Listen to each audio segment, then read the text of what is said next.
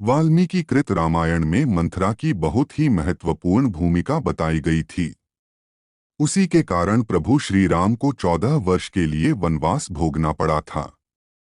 मंथरा और रानी कैकेयी केकय देश की थीं। कैकय नरेश अश्वपति सम्राट की पुत्री कैकेयी राजा दशरथ की तीसरे नंबर की पत्नी थीं। बहुत ही सुंदर होने के साथ ही वीरांगना भी थी। संभवत इसीलिए वह राजा दशरथ को प्रिय थी। कहते हैं कि विवाह के समय कैकेयी की दासी मंथरा भी उसके साथ आ गई थी। एक कथा के अनुसार कैकेयी देश के राजा अश्वपति का एक भाई था जिसका नाम वृहदश्व था। उसकी विशाल नैनों वाली एक बेटी थी जिसका नाम रेखा था। वह बचपन से ही कैकेयी की अच्छी सहेली थी। वह राजकन्या थी और बुद्धिमती थी, परंतु बाल्यावस्था में उसे एक बीमारी हुई। इस बीमारी में उसका पूरा शरीर पसीने से तर हो जाता था जिसके कारण उसे बड़ी जोर की प्यास लगती थी। एक दिन प्यास से अत्यंत व्याकुल हो उसने इलायची, मिश्री और चंदन से बनी शरबत को पी लिया। उस शरबत के पीते ही उसके शरीर के सभी अंगों ने काम करना बंद कर दिया। तत्काल ही उसके पिता ने प्रसिद्ध चिकित्सकों से अपनी लाडली बेटी की चिकित्सा करवाई। चिकित्सा से बच तो गई लेकिन उसकी रीढ़ की हड्डी सदा के लिए टेढ़ी हो गई। इस कारण से उसका नाम मंथरा पड़ गया। उसके इस शारीरिक दुर्गुण के कारण वह आजीवन अविवाहित रही।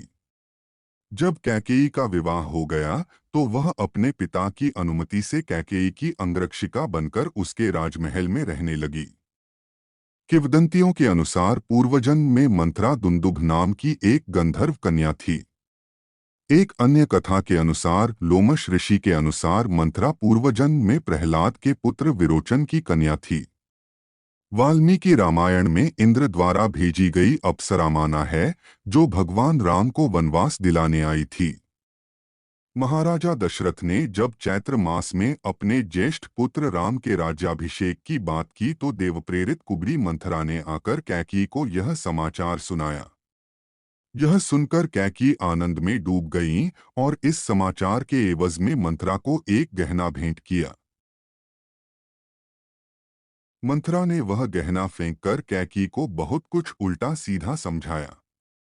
लेकिन कैकेयी मंथरा की बात नहीं मानकर कहती है कि यह तो रघुकुल की रीत है कि ज्येष्ठ पुत्र ही राज्य संभालता है और मैं कैसे अपने पुत्र के बारे में सोचूं।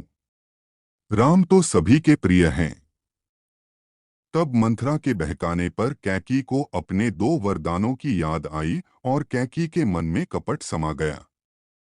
दरअसल एक बार राजा दशरथ ने देवासुर संग्राम में इंद्र के कहने पर भाग लिया था। इस युद्ध में उनकी पत्नी कैकेयी ने उनका साथ दिया था। युद्ध में दशरथ अचेत हो गए थे। राजा के अचेत होने पर कैकेयी उन्हें रणक्षेत्र से बाहर ले आई थी। अत प्रसन्न होकर दशरथ ने 2 वरदान देने का वादा किया था। तब कैकेयी ने कहा था कि वक्त आने पर मांगूगी। बाद में मंथरा के कान भरने पर कैकेयी ने मंथरा के कहने पर कोप भवन में जाकर राजा दशरथ को अपने 2 वरदानों की याद दिलाई। राजा दशरथ ने कहा कि मांग लो वरदान।